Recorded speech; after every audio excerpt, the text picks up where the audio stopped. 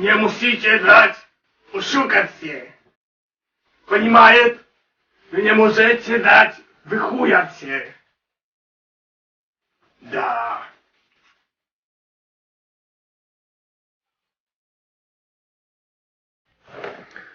Witajcie w kolejnym odcinku. Odcinek ten rodził się w bólach, ale na szczęście w końcu się ukazał. Dzisiaj będzie o tym, jak nie dać się oszukać na aukcjach internetowych. I żeby już nie przedłużać, przejdźmy od razu do rzeczy. Сегодня część. Как odróżnić игру piracką od niepiracką? Da. Aby odróżnić oryginalną grę od gry pirackiej, należy przede wszystkim wiedzieć, czym charakteryzuje się gra oryginalna. I weźmy sobie tutaj jako przykład gierkę Yu-Gi-Oh! Dungeon Dice Monsters na Game Boy Advance. Jest to wydanie europejskie. Grę oryginalną w wydaniu europejskim charakteryzuje, czy w ogóle grę oryginalną na Game Boy Advance charakteryzuje przede wszystkim słoneczko Nintendo Seal of Quality, które w wydaniach europejskich występuje zawsze w takiej okrągłej formie, a w amerykańskich w innej, ale to zaraz o tym powiem. Zawsze musi się też pojawić napis Licensed by Nintendo. I w wydaniu europejskim zawsze musi pojawić ten napis CE. Z tym, że nie zawsze musi być biały. To są takie główne oznaczenia graficzne. Głównym odnośnikiem, czy gra jest oryginalna, czy nie, jest wybity dwu- lub trzycyfrowy numer seryjny. W tym wypadku mamy do czynienia z numerem dwucyfrowym. Bez tego numeru nie ma się co łudzić, że gra jest oryginalna. Kolejnym takim atrybutem oryginałów jest łuk. Ten tutaj nad napisem Game Boy Advance. Łuk ten zawsze jest szerokości nalepki. Dokładnie szerokości nalepki. Ani krótszy, ani dłuższy. Innymi wskazówkami jest też jakość plastiku, która w piratach jest gorsza. No i śrubka, zawsze jest to śrubka Y-owa. Nigdy nie jest zasłoniona żadną plombą. To tyle chyba. No i oczywiście ten napis tutaj wytłoczony Game Boy Advance zawsze wygląda tak samo w piratach. Często ta czcionka jest trochę inna i dość łatwo to rozpoznać.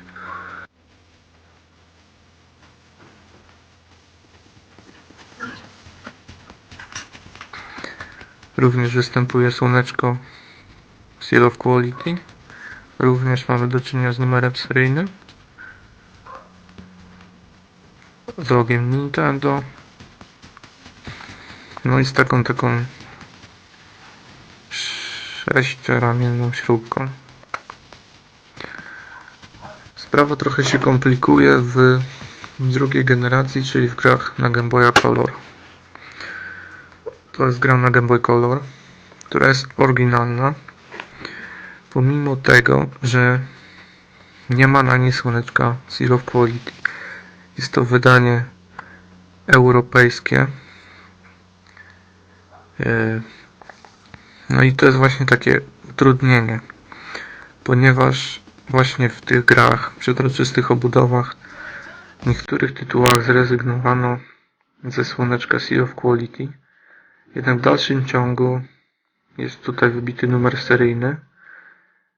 A jeszcze jednym wyznacznikiem, że jest to oryginał, jest napis na płytce Nintendo. Także trzeba się tu bardziej pilnować.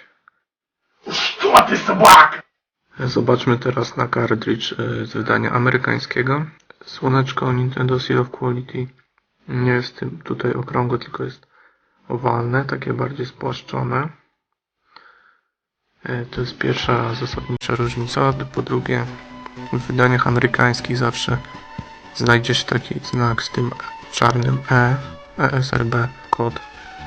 No to początek w standardzie AGB, na końcu USA, co oczywiste, oznaczenie Stanów. I w środkowym kodzie wersja angielskojęzyczna już nie jest oznaczana literką P, tylko w wydaniach amerykańskich jest oznaczana literką E, czyli E jak English. I to jest właśnie ta różnica. Teraz kilka słów o tym, jak rozpoznać wersję językową gry.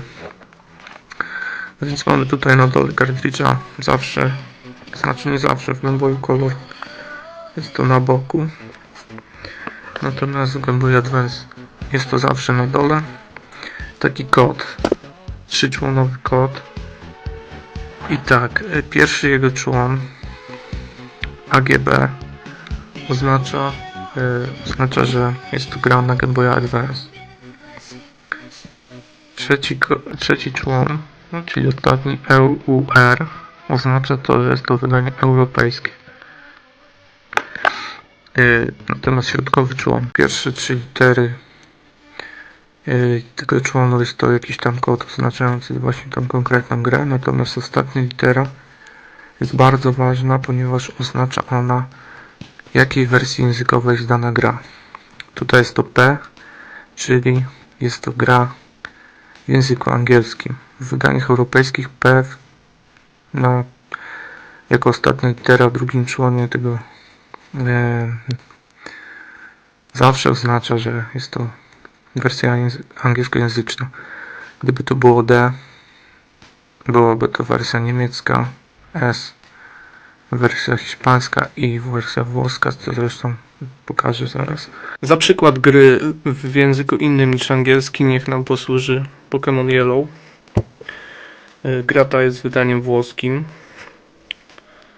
Jak widać, jest tutaj typowy ten napis 3-członowy. Pierwszy to jest DMG, czyli oznaczenie Game Boya Classic. Następnie w środku APS oznacza tą właśnie grę, czyli można się domyśleć, że P to oznacza Pokémon. No i ostatnia litera I oznacza, że jest to w języku włoskim, czyli I jak Italii. No i ostatni człon, czyli ITA, oznacza, że jest to po prostu wydanie włoskie. O tym, że jest to wydanie włoskie, mogą też świadczyć napisy inne tutaj, czyli Fabbricato in Giappone, oraz po drugiej stronie Lato Esterno. Oczywiście, jeśli ktoś nie zna włoskiego, nie musi wiedzieć, że to jest po włosku, dlatego właśnie jest ten kod. I to zawsze znaczy język włoski. Natomiast tutaj mamy też przykład, podobnie jak Pokémon, przykład gry, która jest wydaniem włoskim. Nawet tytuł na okładce jest po włosku, Lataccio dei Marziani. Jak również ostatni człon kodu to ITA, czyli to samo. Natomiast tutaj w drugim członie tego kodu ostatnią literką, jak widać, jest P, czyli mimo wszystko, pomimo tego, że jest to wydanie włoskie, gra jest w języku angielskim. Zatem nie należy się przerażać na aukcjach tytułem po włosku. Trzeba sprawdzić kod, że będzie po angielsku. Za przykład gry nieoryginalnej niech nam posłuży ten oto Shrek 3. Na pierwszy rzut oka wszystko wydaje się być fajnie, ale jest bardzo wiele wskazówek, które wskazują na to, że gra jest nieoryginalna. Po pierwsze, nalepka ma inną grafikę niż oryginalna gra. Jak widać, na nalepce brak słoneczka Nintendo Seal of Quality, a z kodu by wynikało, końcówka jest E-USA, czyli wynikałoby, że jest to Wydanie amerykańskie, zatem powinno być słoneczko spłaszczone. Co dalej? Szyna w ogóle jest wykonana tandetnie, krzywo. No i co najważniejsze, nie ma tam napisu Nintendo wybitego. Tak samo jak nigdzie na obudowie nie ma wybitego numeru seryjnego. Więc to jest to. Co dalej? Z tyłu miejsce, w którym jest śrubka, zaklejone jest jakąś taką nalepką. Oryginalne gry nigdy nie posiadają na śrubce żadnych plomb, żadnych naklejek, żadnych gwarancji, nic. Więc ta nalepka już świadczy o tym, że to pirat. Zresztą zdejmijmy ją i sprawdźmy, jaka śrubka jest pod spodem. A więc no w tym wypadku pod spodem mamy akurat śrubkę Y-ową, czyli taką jak w oryginalnych grach, ale to się dość rzadko zdarza w piratach. Dość często stosowane są zwykłe śrubki krzyżykowe. Poza tym ogólnie plastik, z jakiego wykonany jest kartridż, jest gorszej jakości niż oryginalne kartridże. Napis z tyłu, ten wygrawerowany, jest bardziej wystający, jest szorstki. Tak nie ma w oryginałach. Ogólnie łączenia na krawędziach, zwłaszcza z tej strony, są bardzo kiepsko wykonane. I tutaj bardzo ważne, w oryginalnych grach, jak już wspominałem, ten łuk nad obudową zawsze sięga końcami do... jest takiej szerokości po prostu jak nalepka. W tym wypadku kończy się on wcześniej. Jest to kolejny dobitny dowód na to, że ta gra jest nieoryginalna. Zatem kupując na serwisach aukcyjnych, proście po sprzedawcę o dokładne zdjęcia. Третья часть. Как отрузить